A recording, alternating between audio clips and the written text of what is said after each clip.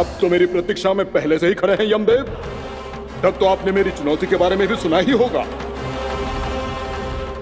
कहिए, क्या उत्तर है आपका? मेरा स्वागत करके अपना राज्य त्यागेंगे या मेरा सामना करके अपने प्राण? हे असुर श्रेष्ठ, मैं आपकी अधीनता स्वीकार करने के लिए तैयार हूं। बस एक विनती है मेरी। शर्त को विनती का नाम देकर बहलाना चाहते हो मुझे यमराज? असुर राज मूरा के सामने शर्त रख पाओ, इतना सामर्थ्य नहीं है तुम में। इसका आभास है मुझे असुरराज, पर मैं आपकी अधीनता स्वीकार करूं इससे पहले आपको स्वामी धर्म का पालन करना होगा। मेरे पुराने स्वामी के क्रोध से मेरी रक्षा करनी होगी आपको। कौन है तुम्हारा पुराना स्वामी? भगवान श्री नारायण। पर छोटी माँ, मूरासुर को तो श्री नारायण से भी रक्षा का वरदान प्राप्त था ना? यही तो श्री नारायण की लीला थी बलराम। पर वो राक्षस अपने दम में जे समझ ही ना पाओ कि वो क्या भूल करने जा रहे हैं। अब पहुंच गो भगवान श्री नारायण को चुनौती देने के लिए।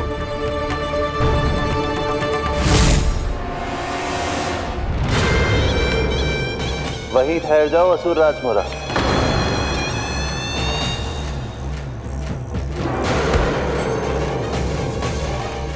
यहाँ क्यों आए? आपको पराजित करने और ये वैकुंठ जीतने,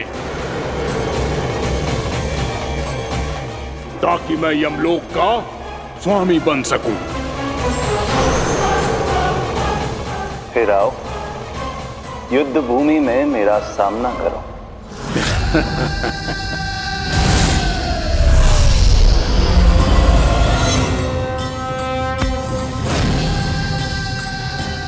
ये नहीं जानते कि इनसे ना हारने का वरदान तो मैं पहले ही प्राप्त कर चुका हूं। इसलिए युद्ध ठीक से आरंभ हो पाए उससे पहले ही इन्हें जीत लूंगा मैं।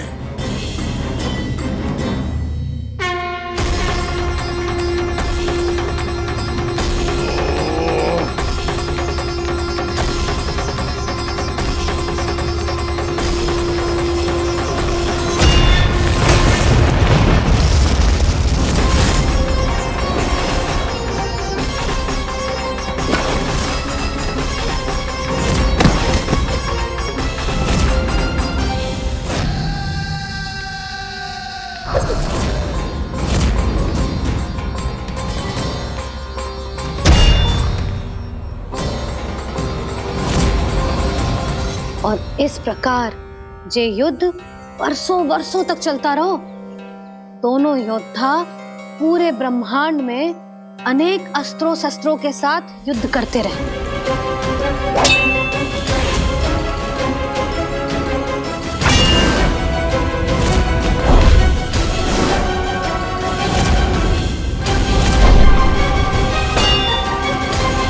फिर क्या हुआ मैया?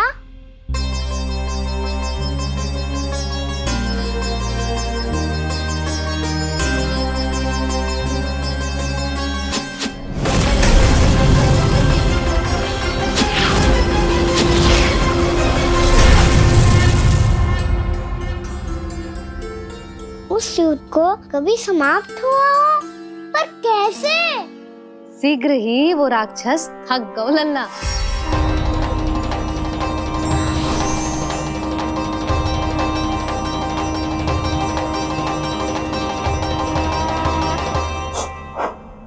खड़े खड़े देख क्या रहे हैं नारायण?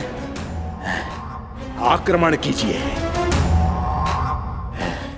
वध कर दीजिए मेरा।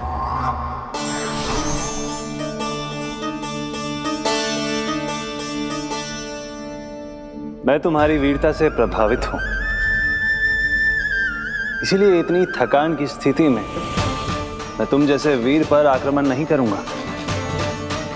जाओ विश्राम करो। यदि फिर से युद्ध करने की इच्छा हो तो तुम्हारा स्वागत होगा।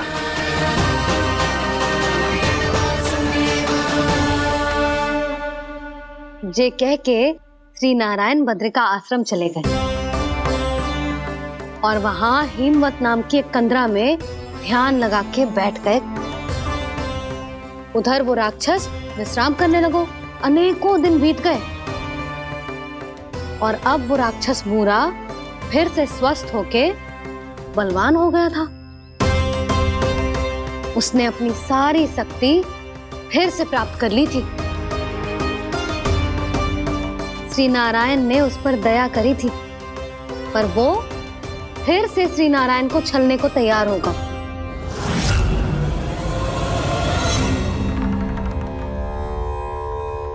ध्यान में बैठे बैठे श्री नारायण योग निद्रा में चले गए, पर दुष्ट मूरा इसी अवसर का लाभ उठा के उनकी कंदरा में घुस आयो, ताकि वो सोते हुए श्री नारायण पे आक्रमण कर सके।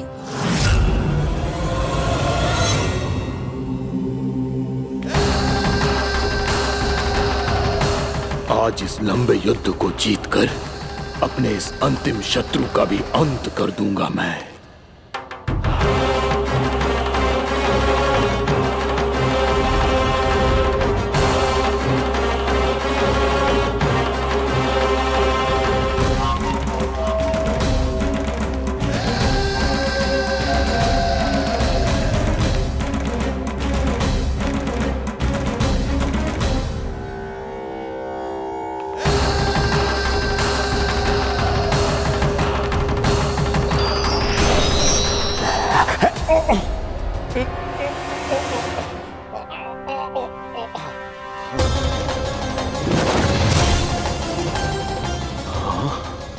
दुष्ट राक्षस,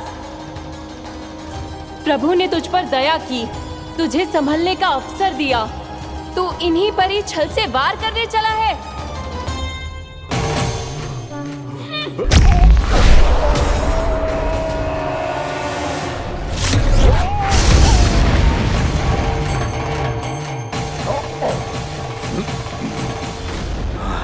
मैं अजय हूँ, मुझे कोई पराजित नहीं कर सकता। ब्रह्मा का वरदान है मुझे।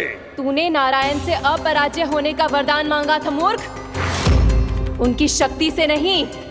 ध्यान से देख, मैं तेरी मृत्यु हूँ, मृत्यु।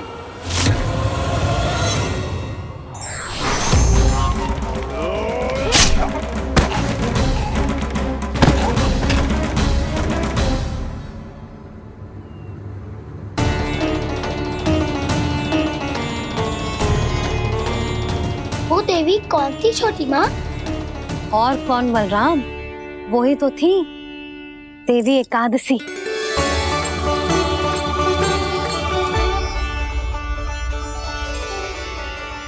मुझे क्षमा कीजिए प्रभु, आपकी आज्ञा के बिना ही युद्ध करके आपके शत्रु को मृत्यु के घाट उतार दिया।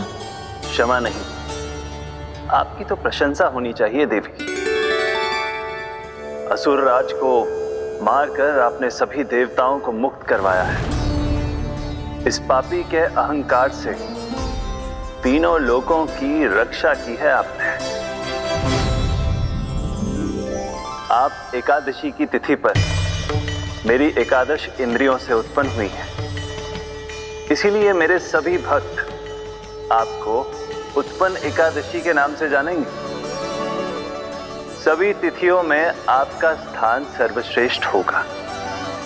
जिस तरह आपने राक्षस के आक्रमण से मेरी रक्षा की है, उसी प्रकार एकादशी के दिन व्रत करके जो भी भक्त आपकी कथा सुनेगा, मैं स्वयं उसकी रक्षा करूंगा।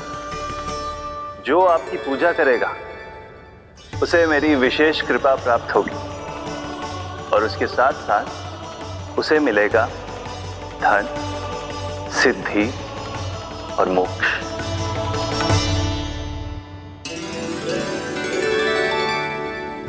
इसीलिए आज के दिन व्रत रखने का बहुत अधिक महत्व होता है।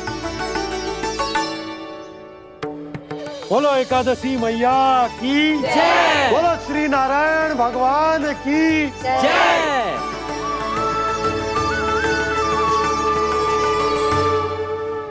प्रभु की कृपा से एकादशी का महत्व भी पता चल गो और मेरा व्रत भी सफल हो गो।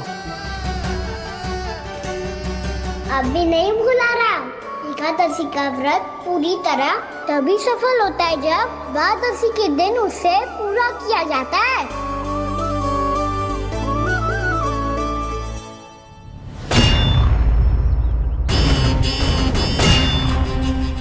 आवश्यक है आपको यह आभास होना कि उस विष्णु अवतार को पराजित करने के लिए आपके साधारण योद्धाओं में वो सामर्थ्य नहीं है।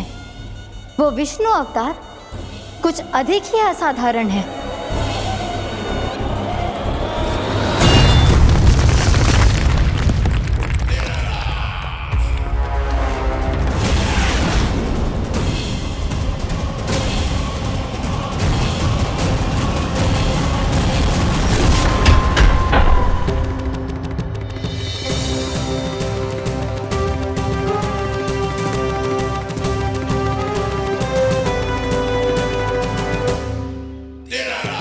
अब मैं दिखाऊंगा उस विष्णु अवतार को असाधारण शत्रु क्या होता है।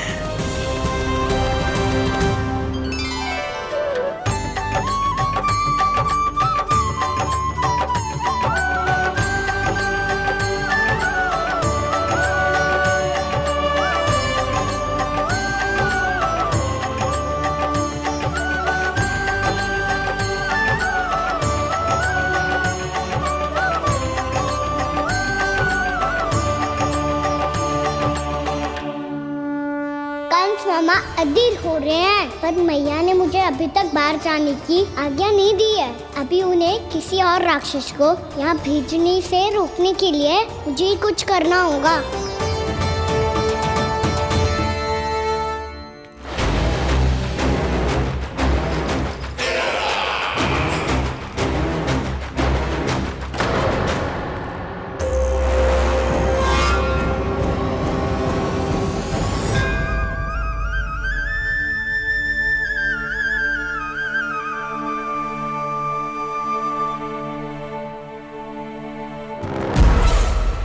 कौन हो तुम? बचपन से ही मुझे मारने का सपना देख रहे हैं, फिर मुझे ही नहीं पहचानते।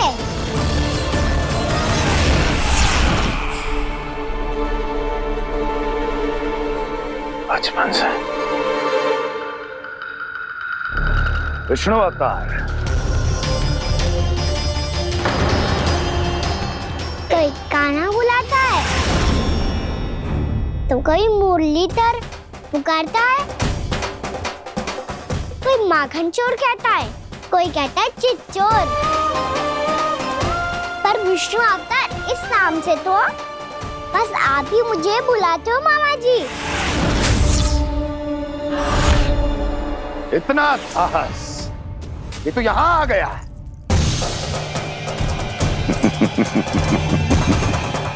यहाँ आ तो गया तू विष्णु अवतार, किंतु यहाँ से जीवित नहीं जाएगा।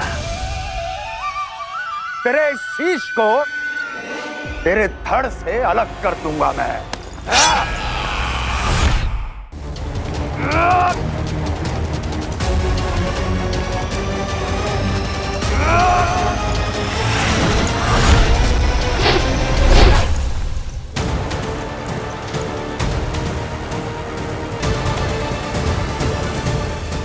कहाँ देख रहे हो मामा जी? मैं तैयार हूँ।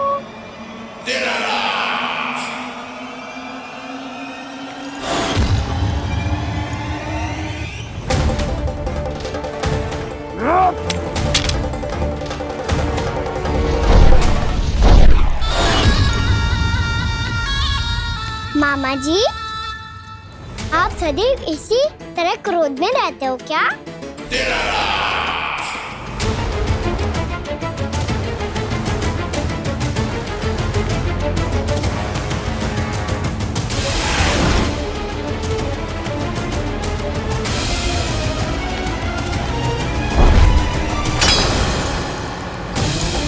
छोड़ छोड़ मेरी तलवार को। छोड़ो तो तब जब पकड़ा हूँ।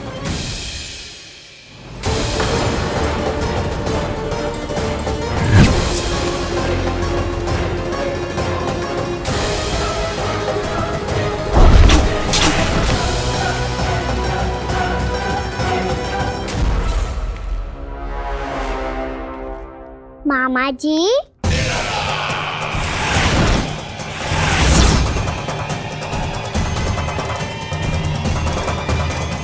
आप थक गए होंगे, थोड़ा विश्राम कर लो। का तो पता नहीं, मैं अवश्य थक गया हूँ।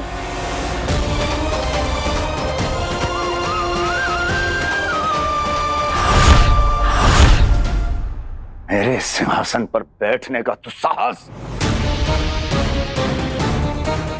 अभी तो बस अभ्यास कर रहा था मामा जी। भविष्य में मुझे तो बैठना है यहाँ। आपने बल प्रयोग करके से अपने पिताजी से छीना था, मैं आपसे छीन लूंगा। जो छल और बल से लिया जाए वो अधिक समय तक टिकता नहीं है मामा जी।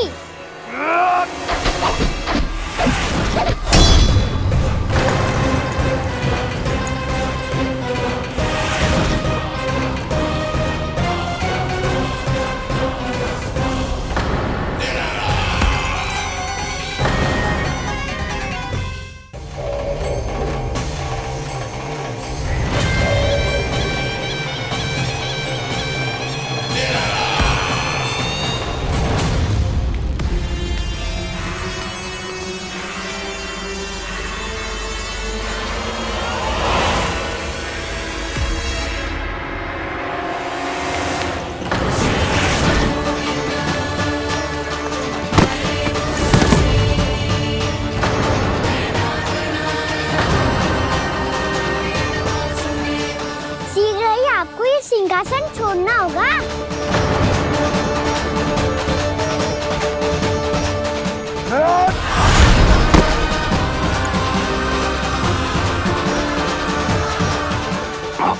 वो मेरा सिंहासन छीनना चाहता। वो आ रहा है, वो आ रहा है। सैनिकों, दुर्जन, बंद कर दो सभी द्वार और झरों के, सब के सब। इसकी हर संभावना पर इतना कड़ा पहरा बिठा दो कि ना तो कोई महल के भीतर आ सके, ना कोई बाहर जा सके। मुझे महल की चप्पे चप्पे की सूचना चाहिए। जाओ।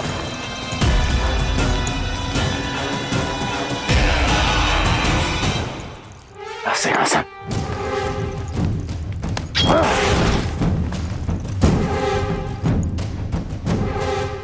अब आ, दुष्ट मायावी, छलिया विष्णु अवतार, मैं कंस तेरी प्रतीक्षा कर रहा हूँ।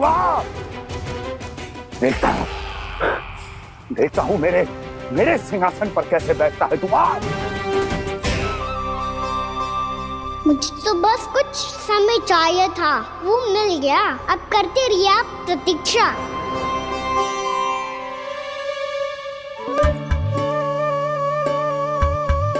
जी अपने आप से बातें क्यों कर रहे हैं जी?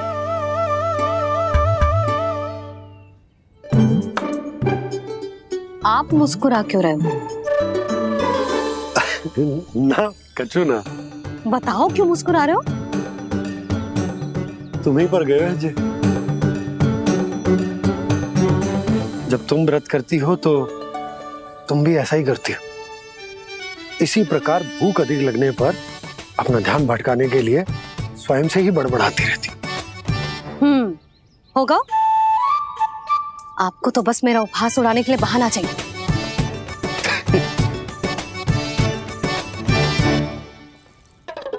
लल्ला, भूख लगी है? ना मैया, व्रत करे तो भूख कैसे लगेगी?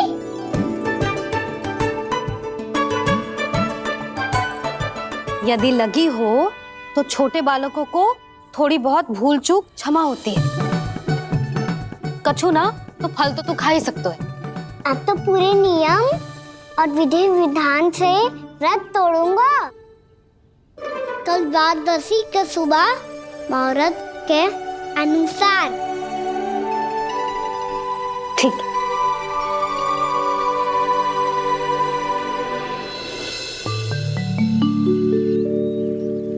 लल्ला, एकादशी समाप्त हो गई है, द्वादशी लग गई है। अब तू व्रत तोड़ सकते है। भोजन कर ले। ले।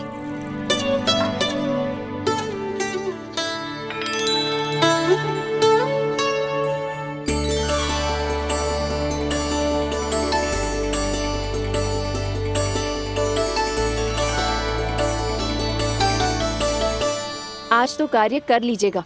मैं ना चाहती कि सब गांव वाले फिर से आपका उपहास उड़ाएं। अरे, इसी क्षण कार्य आरंभ करना आवश्यक ना है। कुछ खा तो लो।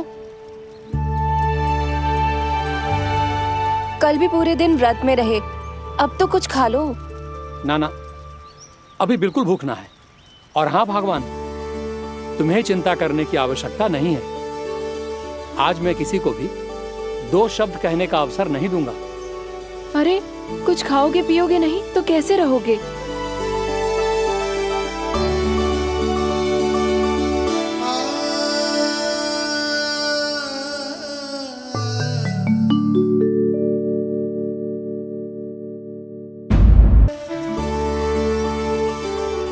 अरे, इसी क्षण कार्य आरंभ करना आवश्यक ना है। कुछ खा तो लो। ना ना, अभी बिल्कुल भूख ना है। और हाँ भगवान, तुम्हें चिंता करने की आवश्यकता नहीं है। आज मैं किसी को भी 2 शब्द कहने का अवसर नहीं दूंगा।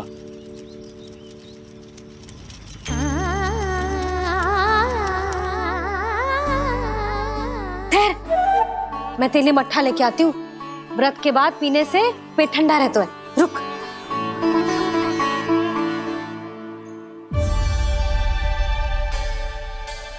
भक्तों ने अभी तक व्रत नहीं तोड़ा है, मैं कैसे तोड़ लूं?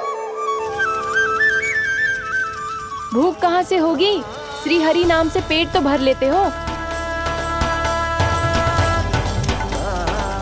श्री हरि श्री हरि श्री हरि।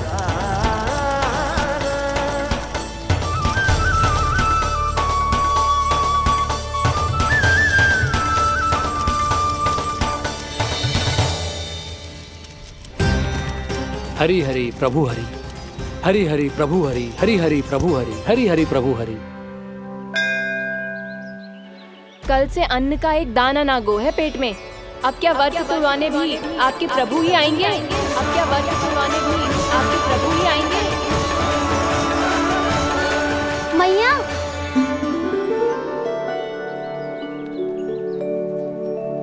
मैया पहले व्रत तोड़ के कछु खा तो लो। अभी ना, लौट के आने के बाद। हाँ,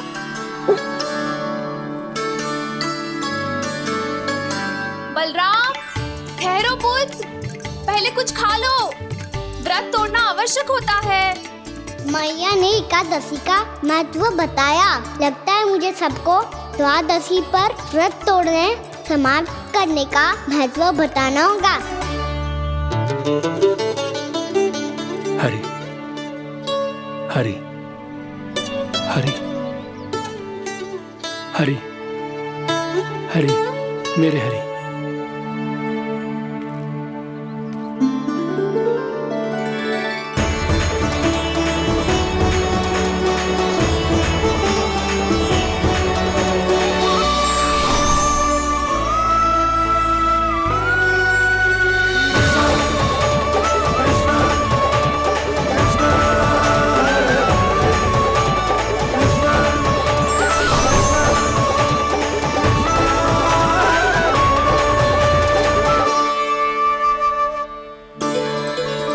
अभी अभी तो मैंने बच्चों की मां को वचन दिया था कि आज किसी को शिकायत करने का अवसर ना दूंगा, और अब मैं प्रभु श्री हरि की कल्पना जसोमती रानी के लल्ला में ही करने लगा। ना ना, ये ठीक ना है।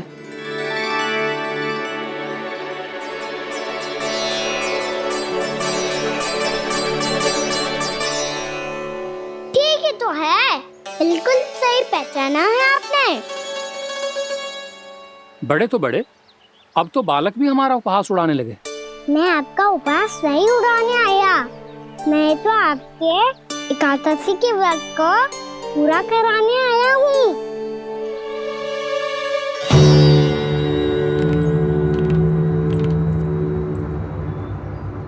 कान्हा,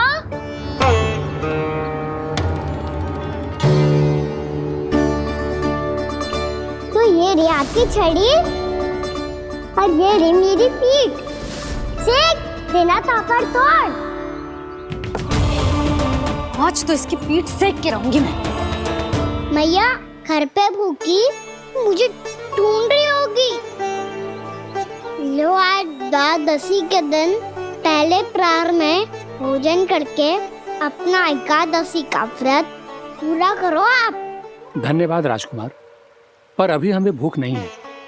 बहुत सारा काम पड़ा है और अभी थोड़ी ही देर में शंकरी बहन भी अपनी मटकी लेने आती होंगी।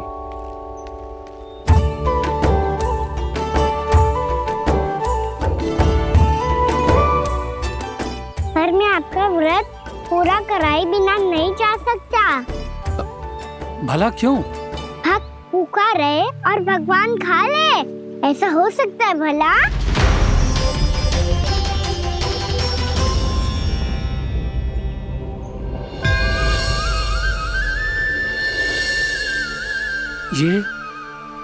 ये कैसा भ्रम हो रहा है मुझे लगता है अपना काम करना चाहिए।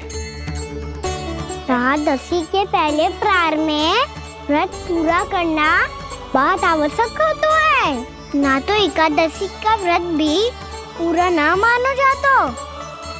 इतनी सारी ज्ञान की बातें तुम्हें कैसे पता है लल्ला?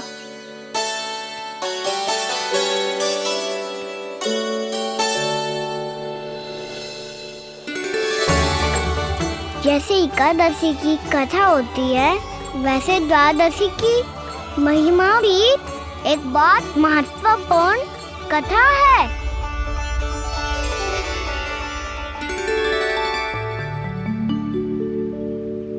कैसी कथा? बिल्कुल सही समय पे आई हो आप, क्योंकि आपको ये कथा आपको अवश्य सुननी चाहिए।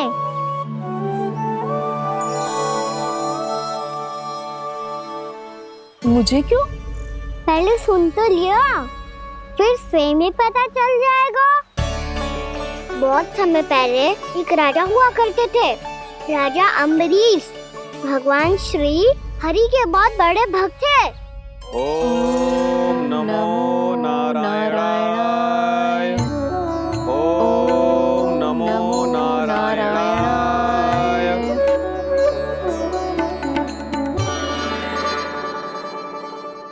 नेक पुण्य के काम करते थे वो। अपनी पत्नी के साथ हरि का नाम जपते रहते थे। उन्होंने 12 माह एकादशी का व्रत करो, निर्जल पास किया, और जब उनकी 12वीं एकादशी का व्रत द्वादशी के दिन तोड़ने का समय हुआ, तभी महर्षि दुर्वासा अपने 100 शिष्यों के साथ उनके महल में पधारे।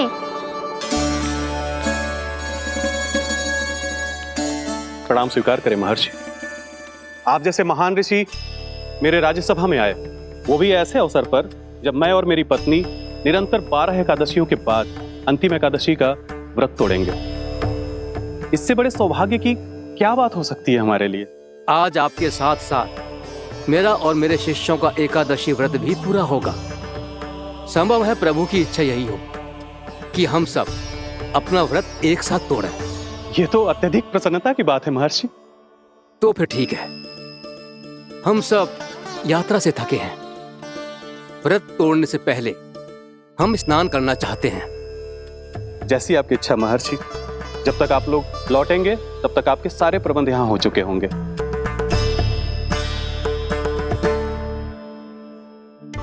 महर्षि दुर्वासा स्नान करने गए थे, पर उन्हें लौटने में विलंब हो रहा था, और इधर द्वादशी पर व्रत पूरा करने का मुहूर्त बीता जा रहा था। महाराज अम्बरीश बड़ी विरगता के साथ महर्षि दुर्वासा के लौटने की प्रतीक्षा कर रहे थे। महाराज, व्रत तोड़ने का मुहूर्त बीता जा रहा है, बस कुछ ही समय बचा है। महर्षि और उनके शिष्यों को लौटने में न जाने कितना समय लग जाएगा। मेरा सुझाव है कि आप मुहूर्त समाप्त होने से पहले व्रत अवश्य तोड़ लें। गुरुदेव, हमने महर्षि दुर्वासा को वचन दिया है कि जब तक वो लौटेंगे नहीं तब तक हम व्रत नहीं तोड़ेंगे। इसीलिए मैं उनके लौटने के बाद ही भोजन ग्रहण करूंगा। पर महाराज, मुहूर्त यदि बीत गया और समय रहते हो नहीं आए तो महाराज आपका व्रत पूरा नहीं होगा। महाराज, आपको उसका फल नहीं मिलेगा। महाराज, 12 एकादशियों का व्रत व्यर्थ चला जाएगा। किंतु गुरुदेव, यदि मैंने भोजन कर लिया तो ये तो अतिथियों का अपमान होगा। आप उचित कह रहे हैं महाराज, भोजन के लिए उनकी प्रतीक्षा अवश्य कीजिए महाराज, पर मुहूर्त रहते हुए एक तुलसी का पत्ता और जल ग्रहण कर लीजिए। इससे आपका व्रत भी पूरा हो जाएगा और अतिथि का मान भी रह जाएगा। आपका सुझाव अच्छा है गुरुदेव।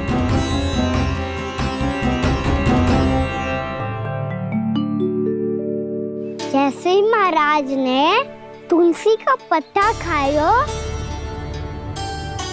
वैसे ही महर्षि दुर्वासा लौट आए। महाराज,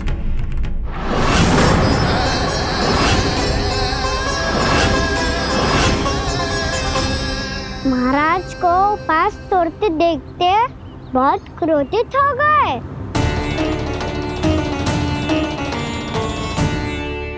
बहुत बड़े भक्त हैं आप, परंतु आप ये नहीं जानते अपने अतिथियों के साथ कैसा व्यवहार करना चाहिए। आपने हमें साथ भोजन करने का वचन दिया था, पर अपना व्रत क्यों तोड़ा आपने? महर्षि, मैंने भोजन नहीं ग्रहण किया। कहीं मुहूर्त न निकल जाए, इस कारण मैंने एक तुलसी का पत्ता ग्रहण कर लिया।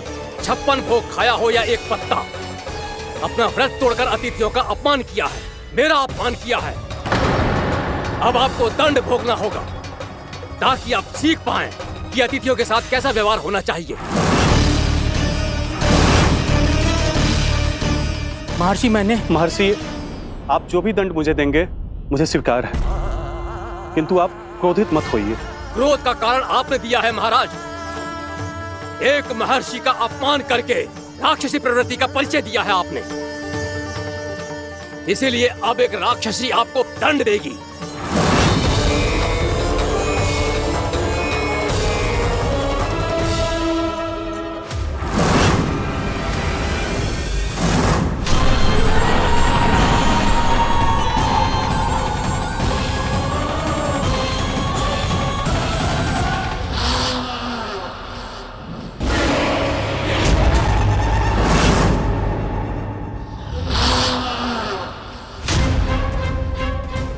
हे प्रभु, यदि मैंने सच में महर्षि का अपमान करने की भूल की हो तो मैं उसका परिणाम भोगने के लिए प्रस्तुत हूं।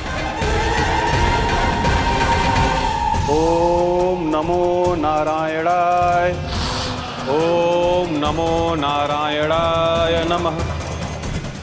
महर्षि दुर्वासा को यह आभास ही नहीं था कि महाराज अम्बरीश ने उनका अपमान नहीं किया था, फिर भी उसे अपमान मान के वो श्री नारायण के भक्त पे संदेह कर रहे थे। मैंने भी तो भोला राम की भक्ति पे संदेह किया था।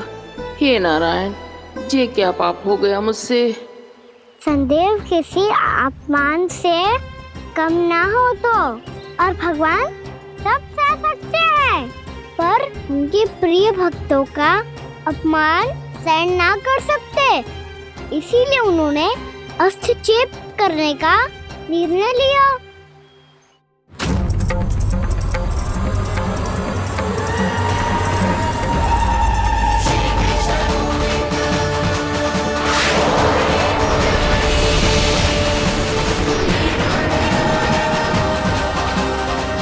ओम नमो नारायणाय।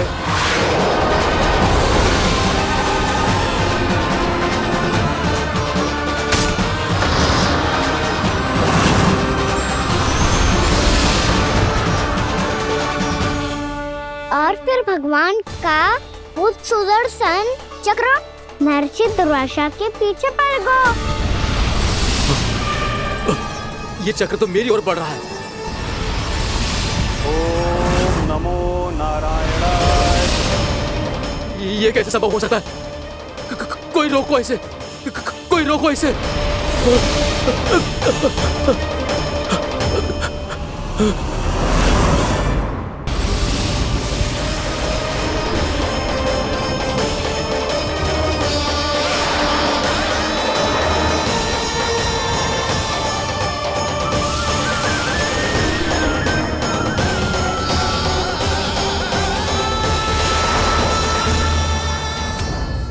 चक्र से अपने प्राण जैसे तैसे बचाते बचाते महर्षि दुर्वासा ब्रह्मालोक जा पहुंचे। ब्रह्मदेव रक्षा कीजिए, ब्रह्मदेव सहायता कीजिए, मुझे बचाइए ब्रह्मदेव, रक्षा कीजिए। ये सुदर्शन चक्र मेरे प्राणों के पीछे पड़ गया है, मुझे बचाइए ब्रह्मदेव, मुझे बचाइए। महर्षि, मैं चाहकर भी आपकी सहायता नहीं कर सकता। ऐसी स्थिति में यदि कोई कुछ कर सकते हैं तो वो है सुदर्शन चक्र के स्वामी विष्णु, क्योंकि सृष्टि में केवल वही है जो इसे नियंत्रित कर सकते हैं।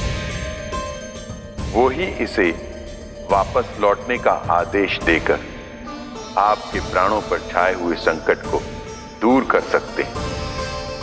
किंतु हां, मैं सुदर्शन चक्र से इतना अवश्य कहूंगा कि जब तक आप विष्णु लोक में पहुंच नहीं जाते, वो आपको किसी भी प्रकार की हानि ना पहुंचाए।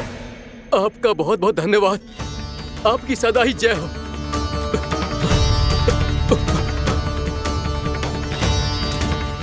फिर क्या था?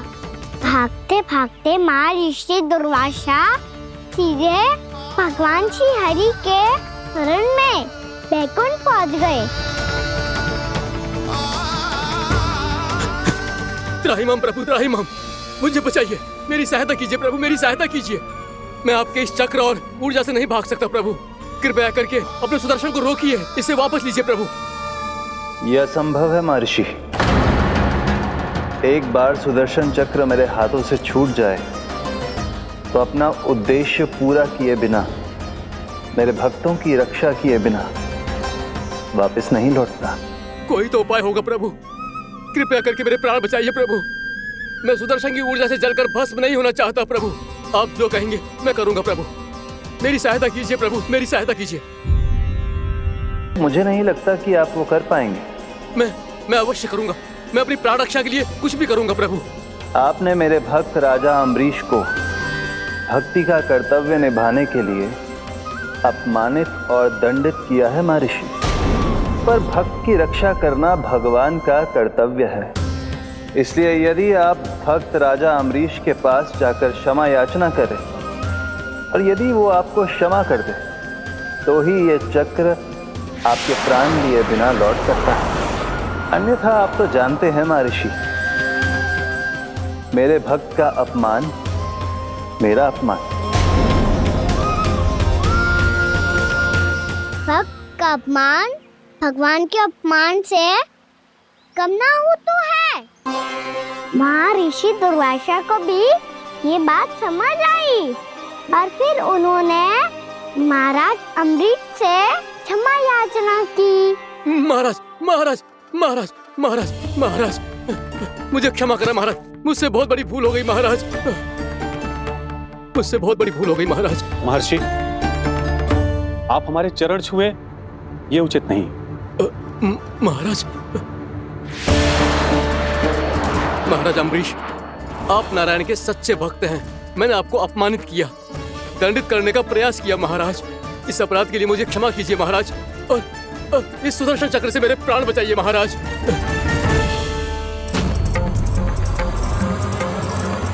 हे महान सुदर्शन, यदि महर्षि के लिए मेरे हृदय में अभी भी वही सम्मान और प्रेम हो जो इनके प्रथम आगमन पे था, तो कृपया आप अपने धाम वापस लौट जाइए।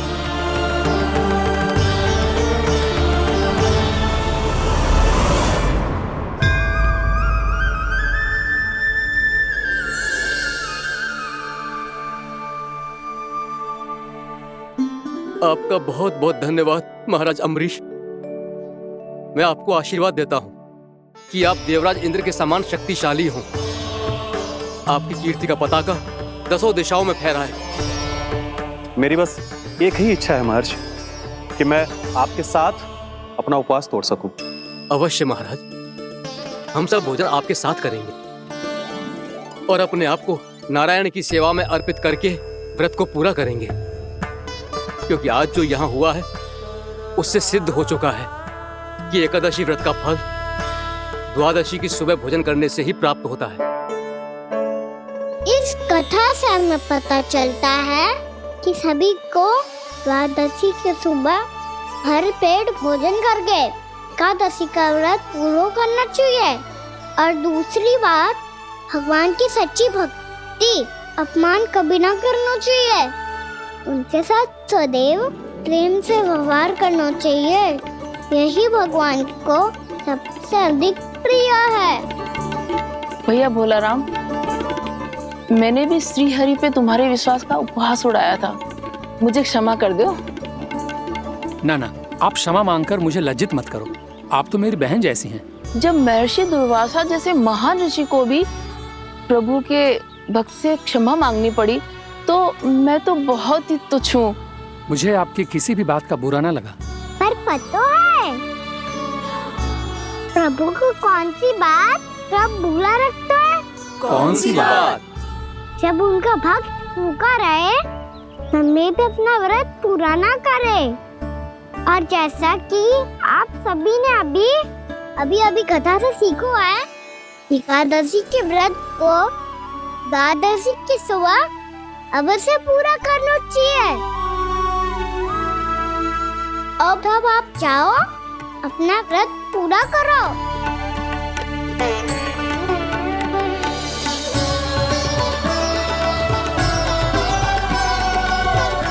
मैं आपके लिए जल लेके आती हूँ।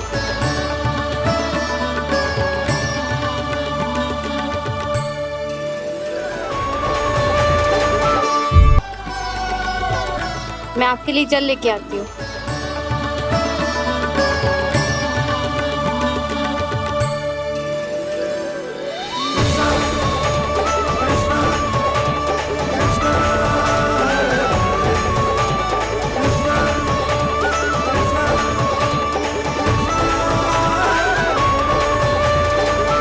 लो खाओ।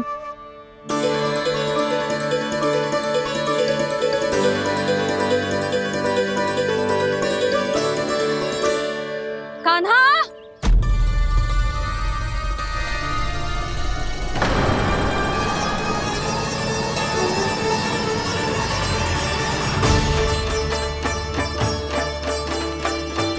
बोलो काका, सिगरेट छुपा लो मुझे, मैया आ रही है, बहुत क्रोध में लगती है।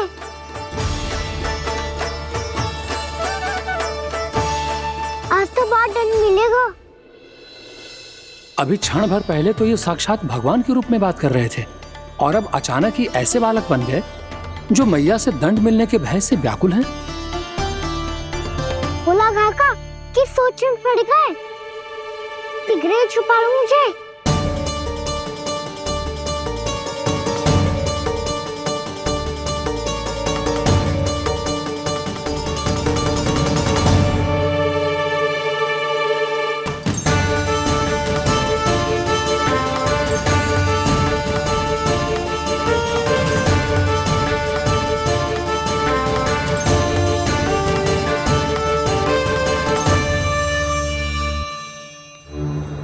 भोलानाथ जी, कान्हा को देखो है क्या?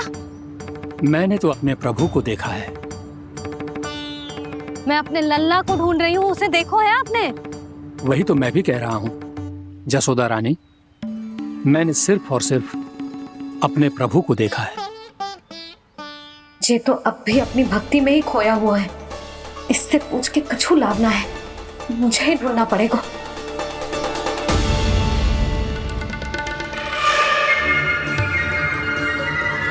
बच गए।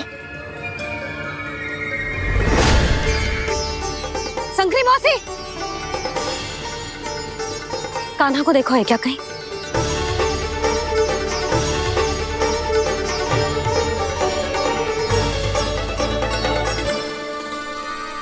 बोला काका, मुझे सिगरेट निकालो ना यहाँ से, भैया फिर से इधर ही आ रही है। सब कहते थे श्री हरि मेरे घर ना आ सकते। देखो आज प्रभु आ गए, उन्होंने अपने हाथ से मेरा व्रत पूरा कराया। हाँ, आते हैं और आगे भी आएंगे हमारे श्री हरि हमसे मिलने, और आके मोक्ष देंगे, है ना?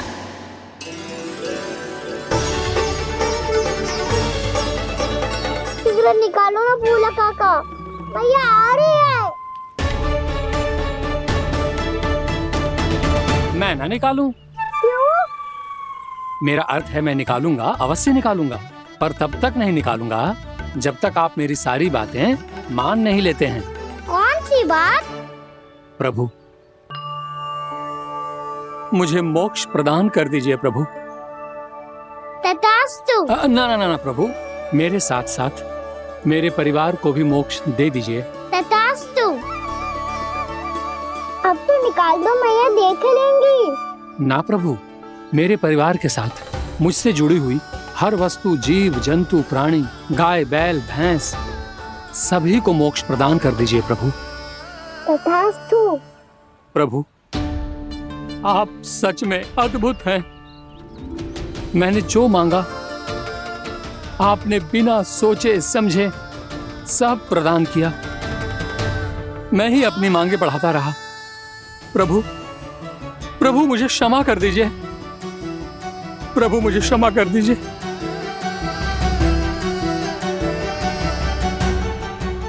आइए प्रभु।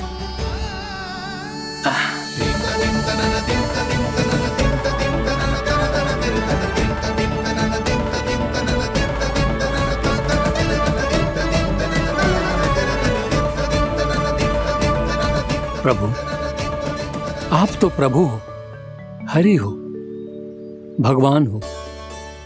आप चाहते तो इस मटके से स्वयं निकलकर बाहर आ सकते थे, फिर मेरी आपने हर इच्छा क्यों पूरी की?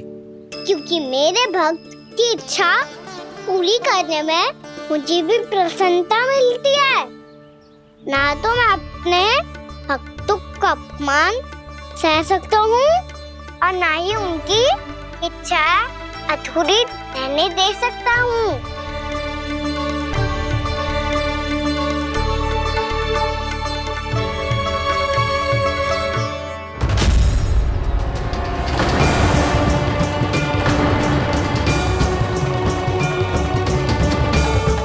क्या कही थी तूने? हाँ, कि तू फिर से छल ना करेगा। फिर मुझे बिना बताए घर से बाहर कैसे निकलो? क्षमा करना मैया, पर जो आपने सिखाया था मैंने तो उसी का ही पालन करो है। फिर से चतुराई कर रहे हो ना? हाँ?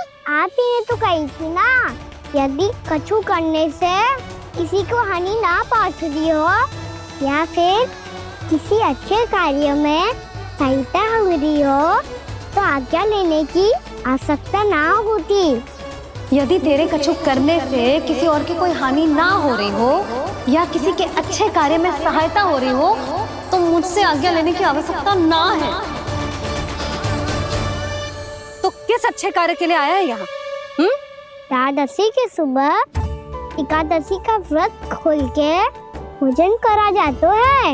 ये बात ना तो भोला काका को पता थी, ना शंकरी मासी को और ना ही किसी और को। और तुझे पता थी? हाँ, मेरी मैया ने बहुत अच्छे से सिखाया है मुझे। जैसे कल तूने एकादशी कथा सुनाई थी ना, आज वैसे ही तेरे लल्ला ने सबको द्वादशी कथा सुनाई है। सच्ची यशोदा रानी जी, इसने तो हमारी आंखें ही खोल दी। और भाभी, सच तो ये है कि मुझे भी ना पता था कि ये इतना बड़ा ज्ञानी है और इतना अधिक समझदार भी।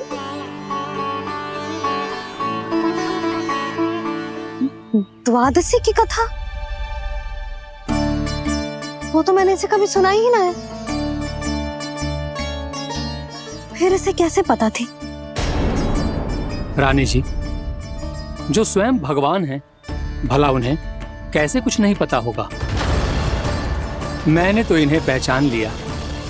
और हाँ, आप सब लोग भी इन्हें अपने अंतर्मन की आंखों से देखिए, हो सकता है इन्हें पहचान पाएं। ये कोई और नहीं है, श्री नारायण है, मेरे श्री हरि, मेरे प्रभु। जय श्री हरि।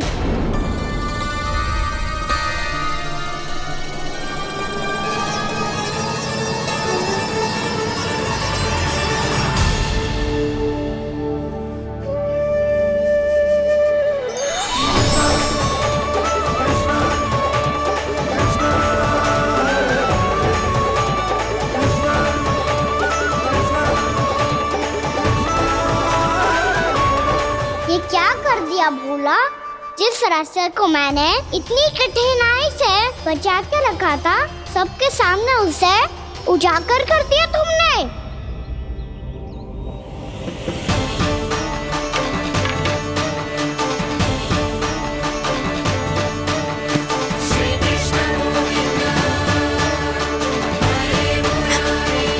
नारायण,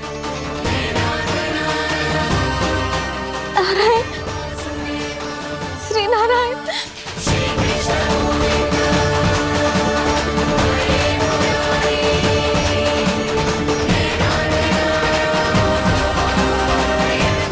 श्री नारायण।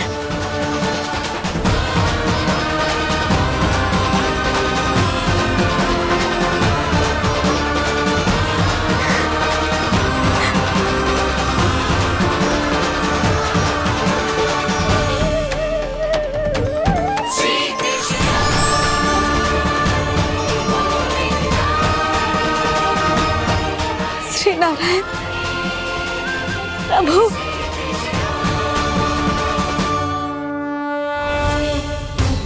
जिस रास्ते को इतने यत्न से संभाल के रखा था, आज वो सबके सामने खुल गया।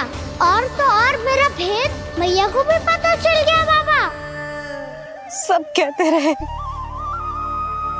पर मैंने एक न मानी। सबने कही थी कि आप भगवान हैं, पर मैं मूर्ख आपको पहचान ही ना पाई। कितनी अभागी हूं मैं।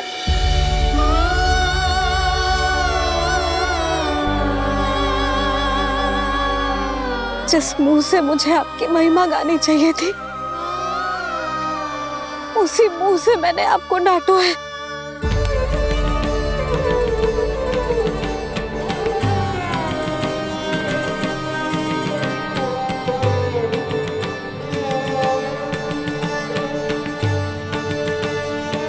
जिन हाथों से मुझे आपके चरण छूने चाहिए थे, उन हाथों से मैंने आपके कान पकड़े।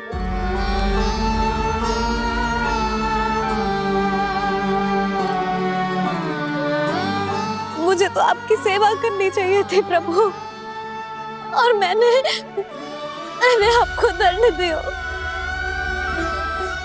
आपको घर से बांध दियो।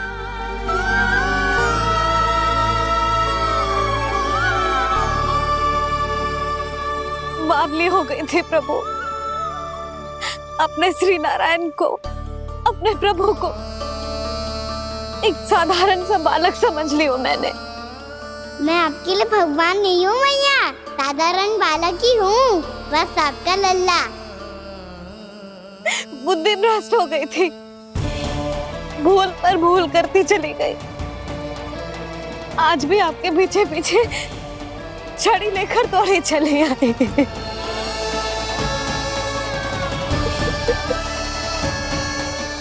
अपने आप को दोष मत दो मैया, आपके इस ममता के लिए तो जन्म लिया है मैंने। हमारा से मन बदलने मत दो। मेरे लिए वही पुरानी मैया बनी रहो आप, और मुझे रहने दो आपका वही नटखट लल्ला। मुझे क्षमा कर दो प्रभु, मुझे क्षमा कर दो। बाबा ये कैसा अंत हो गया आज? मैया तो मुझे भगवान मानने लगी, पर मैं इसे स्वीकार नहीं कर सकता।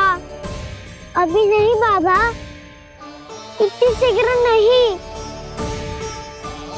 आप ऐसे खड़े क्यों बाबा? कुछ ऐसा करो ना कि मैया फिर से मेरे मैया बन जाए। उनकी दृष्टि में भक्ति नहीं, ममता चाहिए मुझे। कान्हा, मेरे सामर्थ्य में हो तो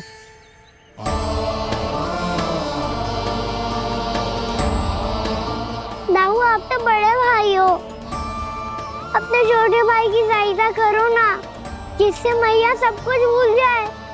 मैं क्या कर सकता हूँ कान्हा? कोई तो सहायता करो मेरी।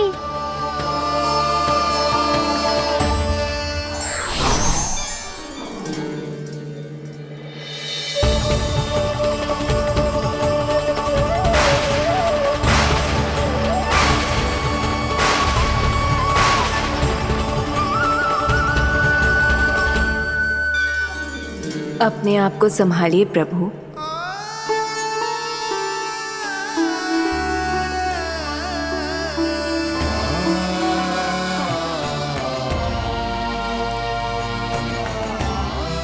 देखो ये क्या हो गया, भैया को सब पता चल गया।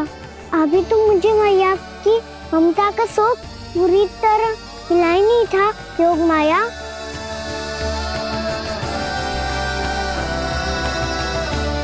मेरी सहायता करो ना। कितनी अद्भुत है ममता की शक्ति। भगवान को भी एक साधारण बालक बना देती है। बालक की बना रहना चाहता हूँ मैं, नहीं चाहता दिव्य होना, नहीं चाहता भगवान बनना। बस मैया की गोद में रहकर ममता की रस से सेम को भी घन हो जाता हूँ। इनकी डांट फटकार का सुख पाना चाहता हूँ। कुछ भी करे योग माया, पर इन सबको भुला दो मेरा सत्य।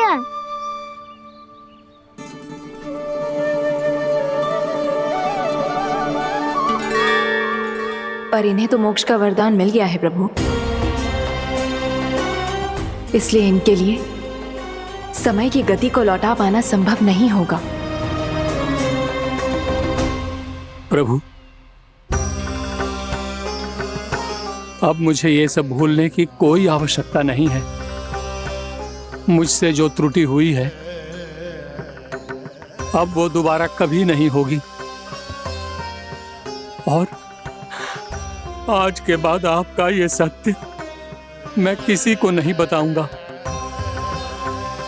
प्रभु, क्योंकि मुझे पता चल गया है कि आपका यशोमती मैया के लल्ला बने रहना कितना आवश्यक है।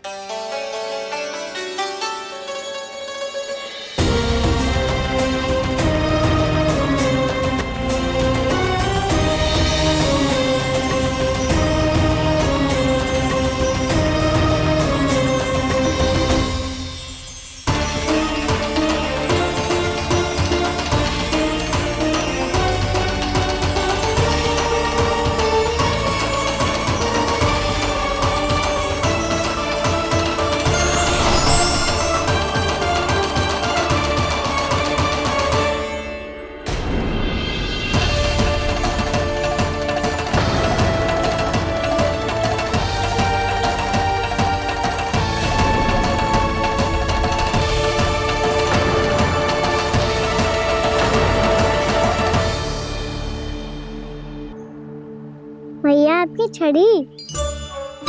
पहले चुपके से भाग जातो है, फिर स्वयं ही छड़ी भी पकड़ा रोए हैं? नटखट कहीं का। हंसी आ रही है? अरे किस बात पे इतनी हंसी आ रही है रे? हाँ?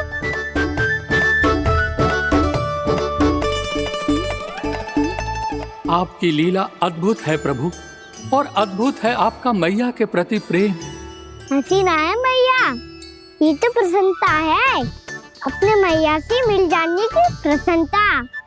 अच्छा, ढूंढ मैं तुझे रही हूँ और तू कह रहे हो कि मैं मिल गई तुझे?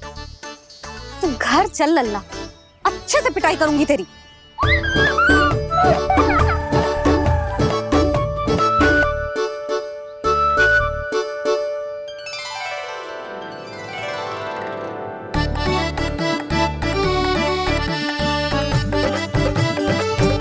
पिटाई से गाल लाल होंगे ना तेरे, तब हंसी बंद होगी तेरी। चल।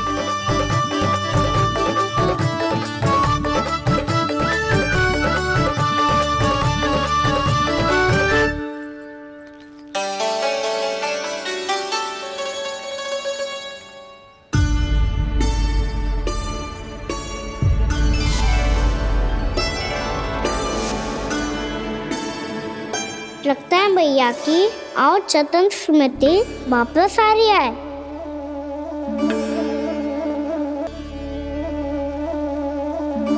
यशोदा, क्या होगो? ना कछु ना। आपको बताऊंगी तो और हंसेंगे मुझ पे। बोल दो, मैं उपवास ना उड़ाऊं, सच्ची। देखो देखो इसे कैसे हंस रहा है। मेरे हाथ में छड़ी है, मैया क्रोधित है, पर जे तनिक में भय ना लग रहा है इसे। हाँ, हंसे जा रहा है।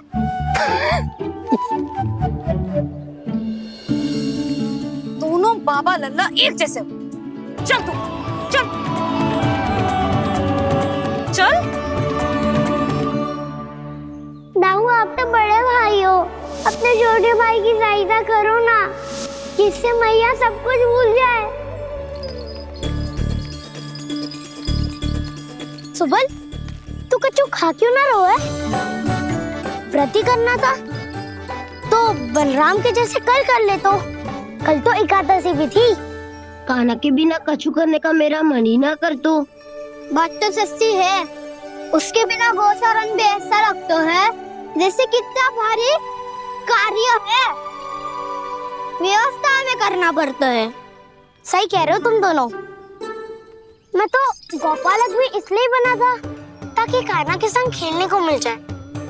बलराम तो हमारा सगा कम और मुख्य अधिक है।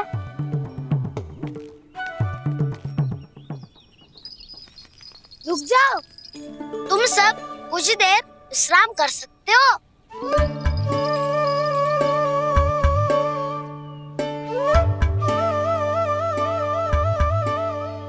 तू बोल। ना मैं ना बोलूंगा, तुम दोनों ही बोलो।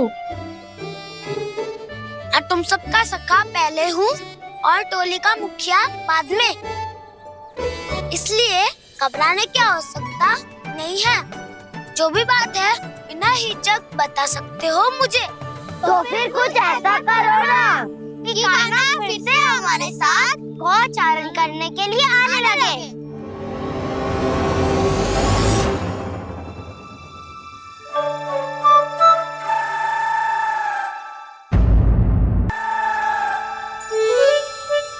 बिना कछु बताए भाग गओ। जे भी ना सोचा तेरे बिना मैया बाबा व्रत कैसे तोड़ेंगे। देखो देखो अभी भी हंस रहा है। क्या होगा वैसे? रुक, प्रसाद लेके आती हूँ। क्षमा कर दो मैया, पर जैसा आपके लिए ना हूँ वैसे ही मेरे लिए मेरा भक्त, इसीलिए भोला राम का व्रत तोड़वाने जाना आवश्यक था।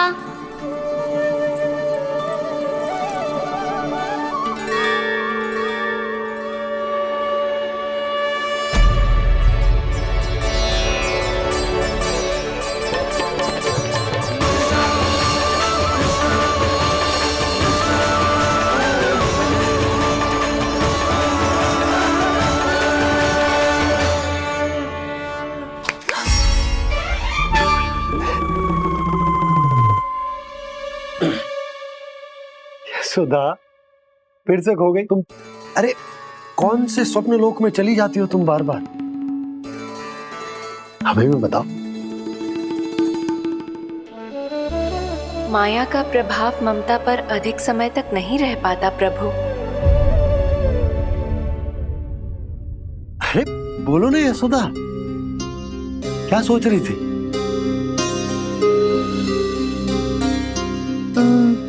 मैंने ना श्री नारायण को देखो है। हाँ तो वो तो मैं भी देख रहा हूँ, यही तो है हमारे सामने। जे वाले ना तो मैंने साक्षात श्री नारायण को देखो है, वो भी अपने कान्हा के भीतर देखो। कान्हा के भीतर?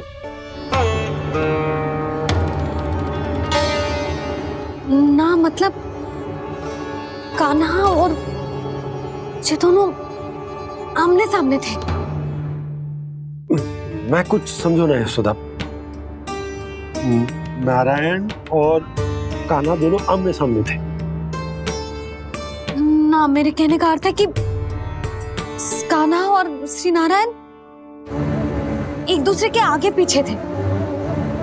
अच्छा, तो मतलब श्री नारायण आगे थे और कान्हा पीछे था। पर अगर कान्हा पीछे था तो तुमने कैसे देखा? ओहो, कान्हा आगे था, श्री नारायण पीछे थे।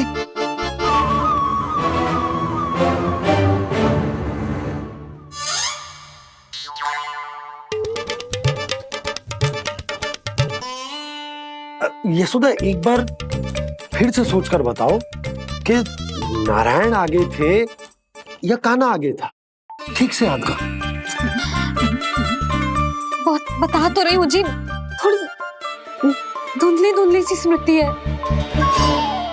बाबा, इससे पहले कि उनके संदेह की अग्नि स्मृति की वायु पाकर और भड़क जाए, कुछ भी करो पर बुझाओ इसे। स्वप्न देखो है तुमने? हाँ, संभव है स्वप्न ही था। पर यदि स्वप्न था तो सुबह सुबह उठते ही उसकी स्मृति क्यों ना आई? अब क्यों आ रही है उसकी स्मृति? और वो भी तब से जब से मैं भोनाराम के यहाँ से कान्हा को लेके आई हूँ। और जब मैं गई थी तो छड़ी मेरे हाथ में थी, पर फिर कान्हा ने मुझे छड़ी दी और मैं बैठी हुई थी। इस बीच कछु तो हुआ है। भैया की अचेतन स्मृति वापस आ रही है। अब मुझे ही कुछ करना होगा। मुझे लगता है जी, जब मैं वहाँ गई ना, भैया व्रत पूरा करने का सुबह मुहूर्त निकल जाएगा और अब तो भूख भी बहुत तीव्र लग रही है। हे नारायण, मैं तो भूल ही गई कि लल्ला भी तो कल से भूखा है।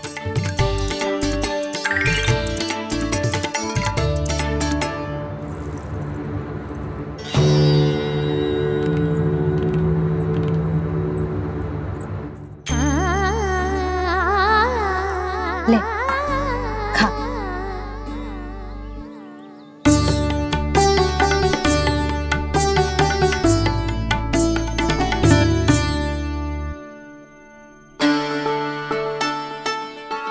संतान की चिंता में सब कुछ भुला दे, ऐसी ही होती है ममता। और कान्हा को अच्छे से पता है कि इसको लाभ कैसे उठाना है। हाँ बाबा, लाभ ना, मैं तो मैया की ममता का आनंद उठाना चाहता हूँ, जितना संभव है उससे भी अधिक।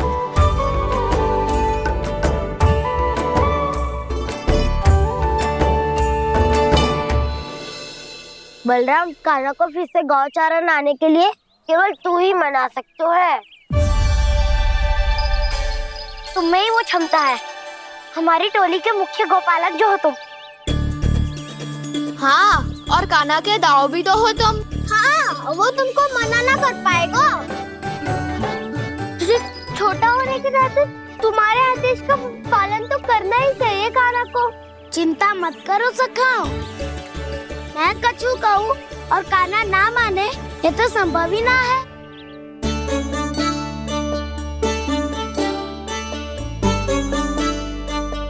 आज जो हुआ ना जाने और कितने समय तक मेरा सत्य आपसे छिपा रह पाएगा, इसीलिए आपसे अधिक से अधिक समय मैं आपके साथ ही बिताऊंगा। मैंने कह दिया तो समझ लो, पत्थर पे रेखा खिंच गई। कल से कान्हा हम सबके साथ अवश्य आएगा। अपना सारा समय हमारे साथ बिताएगा वो।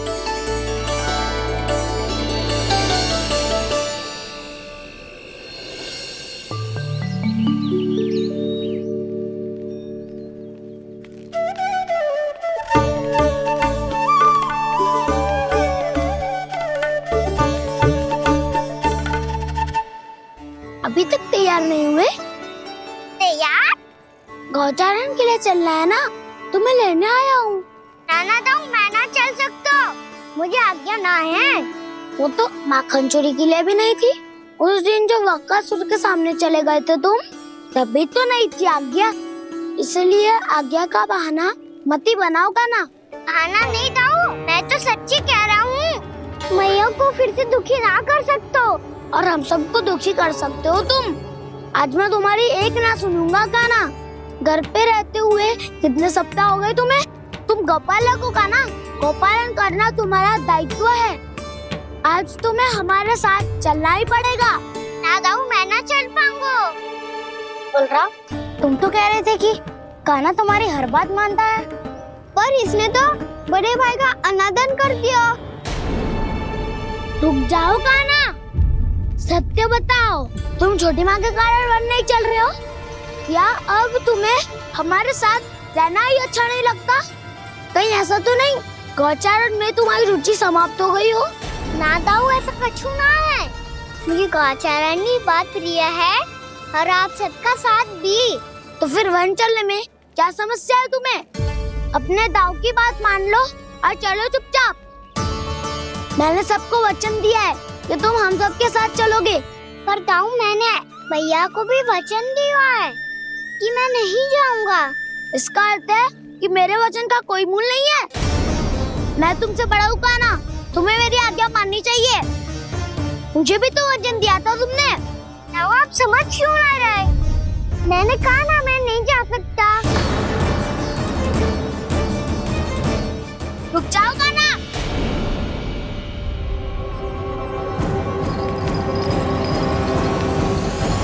ऐसे कैसे नहीं आ सकते?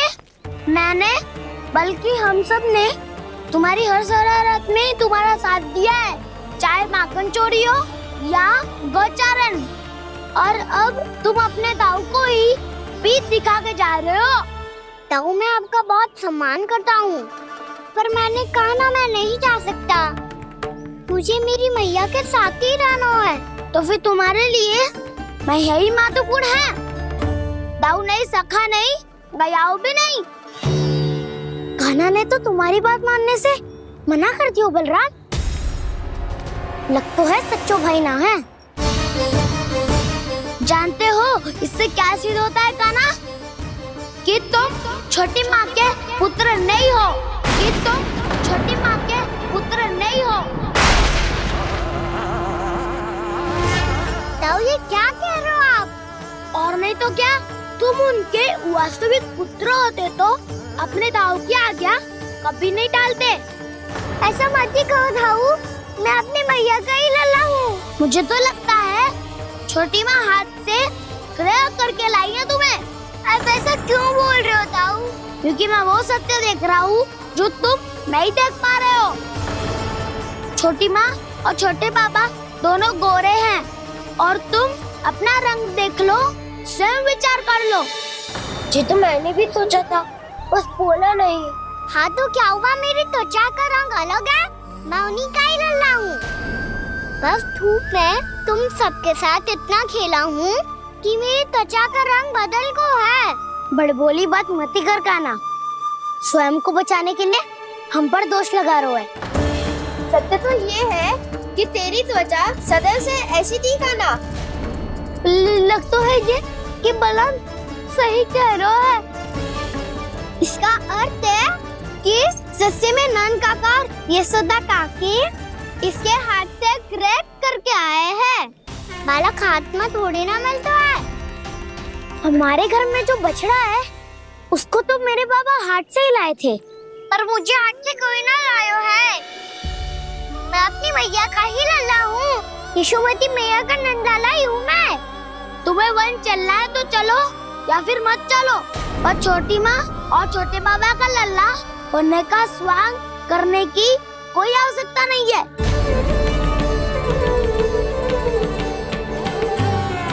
तुम भी अति करते हो कान्हा, कब एक बालक की तरह व्यवहार करते हो और कब भगवान की तरह, कुछ समझ में नहीं आता। भगवान की तरह? मैंने भगवान क्या क्या? हाँ हाँ कह दिया तो कह दिया। खड़े खड़े मेरा मुंह क्या देख लो, चलो। या फिर तुम सबको भी अपने मैया के पल्लू में बंधकर घर पे ही रहना है।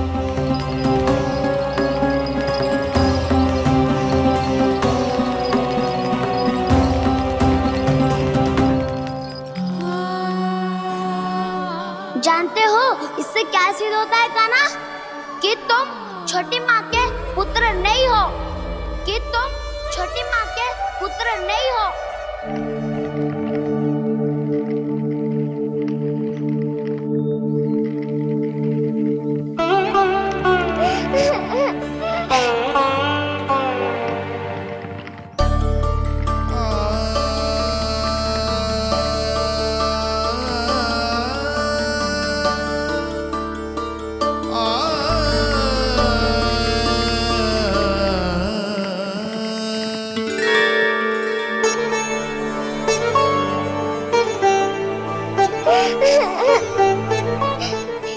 हो लल्ला? रो क्यों रहो?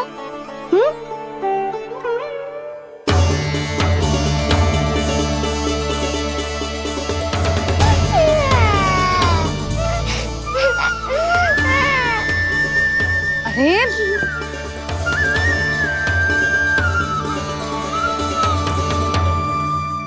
मैया को ना बताए को लल्ला, क्या हुआ? हाँ लल्ला, क्यों रो रहे हो लल्ला? बता, किसी ने कछु कही है क्या? क्या होगा लल्ला? मैं आपका लल्ला ना हूँ।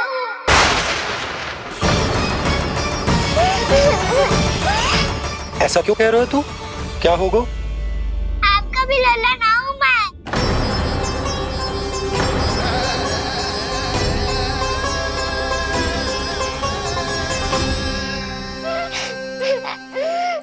लल्ला, कान्हा, जे क्यों कह रहे हो लल्ला?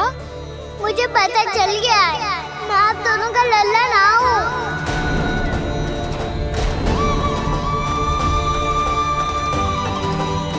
कुछ भी उल्टा सीधा बोल रहे हो, तू मेरा ही लल्ला है ना। आप मुझे हाथ से गिरा करके लाई हो।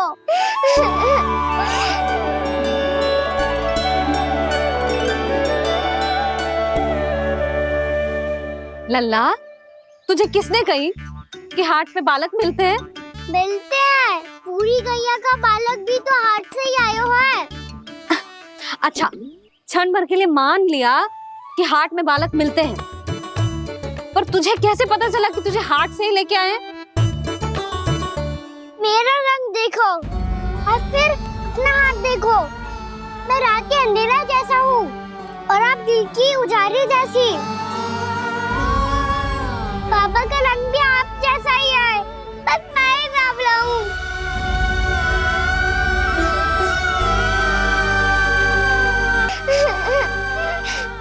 उससे क्या अंतर पड़ता है लल्ला? पर तो मैं तभी तो दाऊ अन्य सभी सखाओ ने ऐसा कहा। इस बात पर ध्यान मत ही दे। माँ की ममता और बाबा का स्नेह, इसका कोई रंग ना हो तो है लल्ला? तो फिर आप ही बताओ, भैया क्यों गोरी और मैं क्यों काला? हाट से आया क्रय होके, सुन हो गए कृष्ण धीर। मैया गोरी बाबा गोरे। लल्ला, मैं क्यों तू चल मेरे साथ, अभी सिद्ध हो जाएगा कि तू मेरा ही लल्ला है। चल।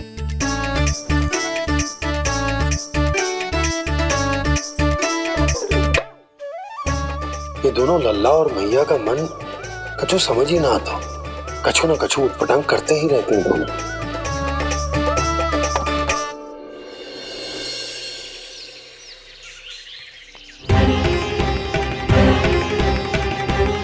भैया ऐसे ले जा रही है मुझे, कहाँ और क्यों?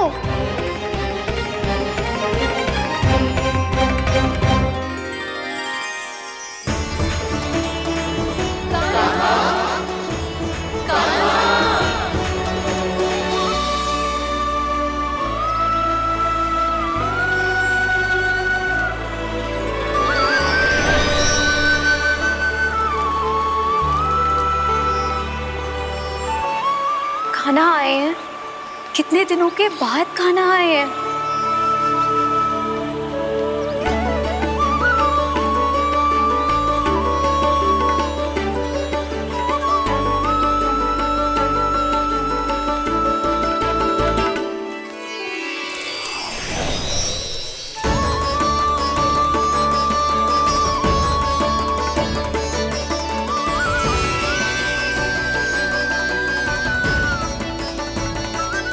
आंखें पथरा गई थी मार्ग देखते देखते।